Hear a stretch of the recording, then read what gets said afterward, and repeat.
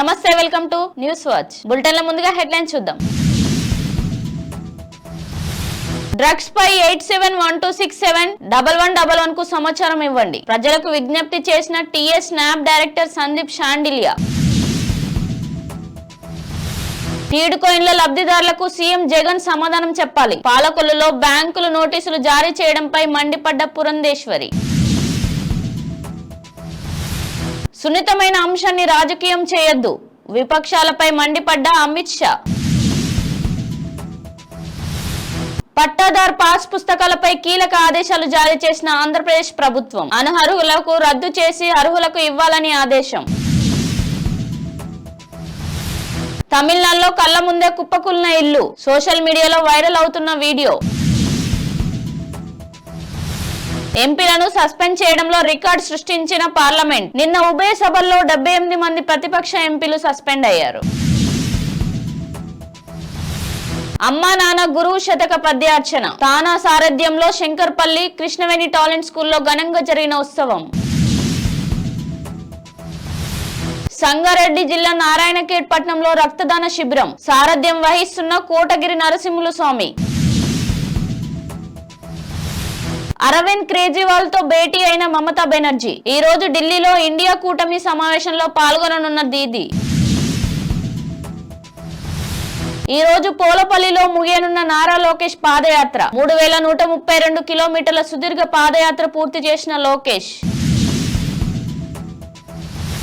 ఇక వివరాల్లోకి వెళ్దాం. డ్రగ్స్ రహిత తెలంగాణే ధైర్యంగా టీఎస్ స్నాప్ పనిచేస్తుందని డైరెక్టర్ సందీప్ షాండిలియా పేర్కొన్నారు. డ్రగ్స్ నివారణకు ప్రతి ఒక్కరూ పోరాటం చేయాలి. పిల్లలు డ్రగ్స్ బారిన పడకుండా తల్లిదండ్రులు చూడాలి. విద్యా సంస్థలు, ఐటీ, ఫిల్మ్ ఇండస్ట్రీస్, బార్లు, పబ్లు, రేవ్ పార్టీలు, రిసార్ట్లపై ప్రత్యేక దృష్టి పెట్టాం. డ్రగ్స్ పై సమాచారం ఉంటే 8712671111 నెంబర్ కు సమాచారం ఇవ్వాలని సూచించారు. రాష్ట్రంలో నిరంకుశ పాలన సాగుతుందని బీజేపీ అధ్యక్షురాలు పురంధేశ్వరి ఆగ్రహం వ్యక్తం చేశారు. పశ్చిమ గోదావరి జిల్లా పాలకొల్లులో టీడ్ కాయిన్లు సముదాయాన్ని పరిశీలించిన అనంతరం మీడియాతో మాట్లాడారు. జిల్లాకు కేంద్ర ప్రభుత్వం లక్షలకు పైగా ఇండ్లు మంజూరు చేసిందని, లబ్ధిదారులకు ఎన్ని ఇండ్లు ఇచ్చారో సీఎం జగన్ చెప్పాలని డిమాండ్ చేశారు. టీడ్ కాయిన్ల లబ్ధిదారులకు బ్యాంకులు నోటీసులు జారీ చేయడాన్ని కేంద్రం దృష్టికి తీసుకెళ్తానని పేర్కొన్నారు. పార్లమెంట్ భద్రతా వైఫల్యం ఘటనలో ప్రతిపక్షాల తీరును కేంద్ర హోం మంత్రి అమిత్ ఖండించారు. సున్నితమైన అంశాన్ని రాజకీయం చేస్తున్నారని మండిపడ్డారు. ఇలాంటి ఘటనలను రాజకీయ ప్రయోజనాల కోసం వాడుకోవద్దని హితవు పలికారు. పార్లమెంట్ భద్రతా స్పీకర్ ఆధ్వర్యంలోనే ఉంటుంది. దీనిపై హోంశాఖకు స్పీకర్ లేఖ కూడా రాశారు.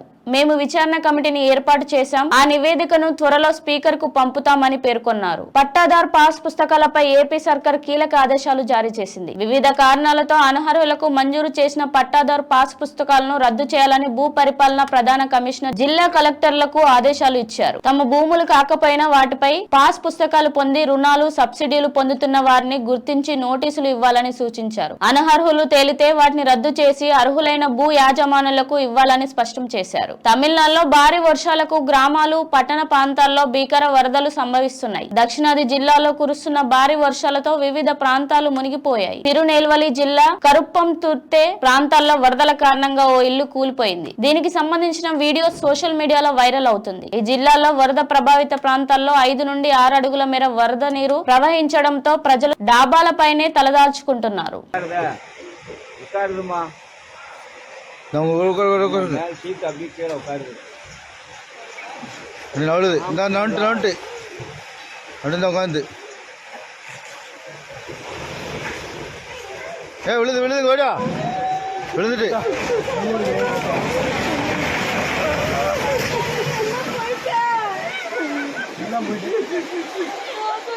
పార్లమెంట్ సమావేశంలో ఇవాళ అసాధారణ పరిస్థితి ఏర్పడింది. ఇటీవల జరిగిన భద్రతా వైఫల్యంపై ఆందోళన చేస్తున్న విపక్ష ఎంపీల్లో రాజ్యసభలో 45, లోక్సభలో 33, ఏకంగా 78 మందిని సభాపతులు సస్పెండ్ చేశారు. ఒకే రోజు ఇంతమందిని సస్పెండ్ చేయడం ఇదే తొలిసారి అని తెలుస్తుంది. కాగా రాజీవ్ గాంధీ ప్రధానిగా ఉన్న సమయంలో 1989 మార్చి 15న లోక్సభలో 60 మంది ఎంపీలను సస్పెండ్ చేశారు. సుదీర్ఘ కాలంగా ఉన్న ఈ రికార్డును నిన్న అధిగమించారు. శంకర్పల్లిలో గల కృష్ణవేణి టాలెంట్ స్కూల్లో తానా అమ్మా నాన్న గురువు పద్యార్చన ఘనంగా జరిగింది. ఉత్తర అమెరికా తెలుగు సంఘం తానా మరియు 100 దేశంలో ఉన్న 100కు పైగా తెలుగు సంఘాల సమన్వయంతో వందే విశ్వమాతరం పేరుతో చిగురుమల్ల శ్రీనివాస్ 100 దేశంలో నిర్వహిస్తున్న శాంతి సద్భవన యాత్రలో భాగంగా తానా అమ్మా నాన్న గురువు శతక పద్యార్చన కార్యక్రమాన్ని నిర్వహిస్తుంది అని తానా అధ్యక్షులు నిరంజన్ శృంగవరపు, తానా పూర్వ అధ్యక్షులు జయశేఖర్ తాళ్ళూరి తెలిపారు. ప్రపంచవ్యాప్తంగా 10 లక్షల మంది విద్యార్థులు ఈ కార్యక్రమంలో పాల్గొంటున్నారు. దీనిలో భాగంగా శంకర్పల్లి కృష్ణవేణి టాలెంట్ స్కూల్ విద్యార్థులు చిగురుమల్ల శ్రీనివాస్ రచించిన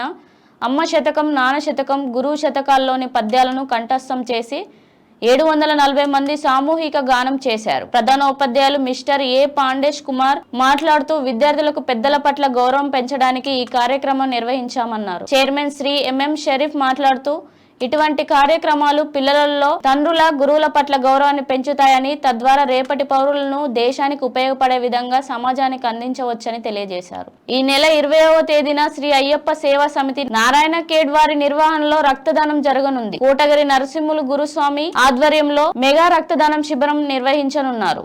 ఈ శిబిరాన్ని అయ్యప్ప స్వాములు మరియు యువకులు పెద్ద ఎత్తున రక్తదానం చేసి విజయవంతం చేయగలరని గురుస్వామి కోటగిరి నరసింహులు కోరారు. ఈ కార్యక్రమంలో కోటగిరి నరసింహులు, గురుస్వామి సంగప్ప, గురుస్వామి శివానంద్, గురుస్వామి పాండు, గురుస్వామి మల్లు పటేల్, గురుస్వామి రమేష్, గురుస్వామి మధుసూదన్ రెడ్డి, గురుస్వామి ప్రశాంత్ లాల్, గురుస్వామి ఓం ప్రకాష్, గురుస్వామి చంద్రశేఖర్ పటేల్, గురుస్వామి కృష్ణ, గురుస్వామి చెన్ను పటేల్, ముఖేష్, శశికాంత్, వంశీ రెడ్డి సాయి, శైలేష్, పిటిరెడ్డి, రాచప్ప తదితరులు పాల్గొన్నారు. రక్తదాన శిబిరం గత 35 సార్లు రక్తదానం చేసి నారాయణఖేడ్లో చరిత్ర సృష్టించిన ఓం ప్రకాష్ గురుస్వామి గారికి మా యొక్క పాదాభివందనాలు. ఎందుకంటే ఇటువంటి మంచి కార్యక్రమాన్ని ఎన్నుకున్నందుకు వాళ్ళకు మేము చాలా, మా నారాయణఖేడ్ ప్రాంత ప్రజలు చాలా రుణపడి ఉన్నారు. నారాయణఖేడ్ పట్టణంలోని శ్రీ రామ్ మందిర్ అయ్యప్ప సేవా సమితి ఆధ్వర్యంలో ఈ నెల 20వ తేదీన మెగా రక్తదాన శిబిరం నిర్వహిస్తున్నాము. ఇట్టి శిబిరానికి అందరు స్వాములు సహకరిస్తూ పట్టణంలోని అందరు ప్రజలు కూడా సహకరించి ఈ శిబిరాన్ని దిగ్విజయం చేయాలని కోరుచున్నాం. నారాయణఖేడ్ రామ్ మందిర్ అయ్యప్ప సేవా సమితి ఆధ్వర్యంలో ఈ రక్తదాన శిబిరాన్ని ఏర్పాటు చేయడం జరిగింది స్వామి. గత సంవత్సరం కూడా నరసింహ గురుస్వామి, సంగప్ప గురుస్వామి ఆధ్వర్యంలో రక్తదాన శిబిరాన్ని ఏర్పాటు చేసి మా యొక్క స్వాములు 40 మంది రక్తదాన శిబిరాన్ని ఏర్పాటు చేసి ఒక చరిత్ర సృష్టించారు. ఈ సంవత్సరం కూడా ఓం ప్రకాష్ ఆధ్వర్యంలో అతని సహకారంతో, మా గురుస్వాముల యొక్క సహకారంతో ఈసారి కూడా రక్తదాన శిబిరాన్ని ఏర్పాటు చేస్తున్నాం. ఢిల్లీలో జరగనున్న ఇండియా కూటమి సమావేశానికి ముందు పశ్చిమ బెంగాల్ ముఖ్యమంత్రి మమతా బెనర్జీ ఢిల్లీ సీఎం అరవింద్ కేజ్రీవాల్ తో భేటీ అయ్యారు. 4 రోజుల పర్యటన నిమిత్తం మమత ఢిల్లీకి వెళ్లారు. డిసెంబర్ 19 ఢిల్లీలో జరగనున్న కూటమి సమావేశంలో ఆమె పాల్గొననున్నారు. అనంతరం డిసెంబర్ 20న ఉదయం 11 గంటలకు ప్రధాని మోడీతో భేటీ కానున్నారు. చిత్తూరు జిల్లా కుప్పంలో ఈ ఏడాది జనవరి 27న లోకేష్ పాదయాత్ర ప్రారంభించారు. రాష్ట్రంలోని 11 ఉమ్మడి జిల్లాల్లో 97 అసెంబ్లీ నియోజకవర్గాలు, 232 మండలాలు, మున్సిపాలిటీలు, 2028 గ్రామాల మీదుగా 226 రోజుల పాటు 3132 కిలోమీటర్ల మేర పాదయాత్ర సాగింది. అయితే తారక రత్న మరణం, ఎమ్మెల్సీ ఎన్నికల కోడ్, చంద్రబాబును అరెస్టు సందర్భంగా పాదయాత్రకు పలుమార్లు బ్రేక్ పడింది. ఈ రోజు పోలపల్లిలో జరిగే ముగింపు సభతో పాదయాత్ర పూర్తి కానుంది. బులెటిన్ల హెడ్లైన్స్ మరోసారి చూద్దాం. డ్రగ్స్ పై 8712671111 కు సమాచారం ఇవ్వండి. ప్రజలకు విజ్ఞప్తి చేసిన టీఎస్ స్నాప్ డైరెక్టర్ సందీప్ షాండిలియా. టీడ్ కాయిన్ల లబ్ధిదారులకు సీఎం జగన్ సమాధానం చెప్పాలి. పాలకొల్లులో బ్యాంకులు నోటీసులు జారీ చేయడంపై మండిపడ్డ పురంధేశ్వరి. సున్నితమైన అంశాన్ని రాజకీయం చేయొద్దు, విపక్షాలపై మండిపడ్డ అమిత్ షా. పట్టాదార్ పాస్ పుస్తకాలపై కీలక ఆదేశాలు జారీ చేసిన ఆంధ్రప్రదేశ్ ప్రభుత్వం. అనర్హులకు రద్దు చేసి అర్హులకు ఇవ్వాలని ఆదేశం. తమిళనాడులో కళ్ల ముందే కుప్పకూలిన ఇల్లు, సోషల్ మీడియాలో వైరల్ అవుతున్న వీడియో.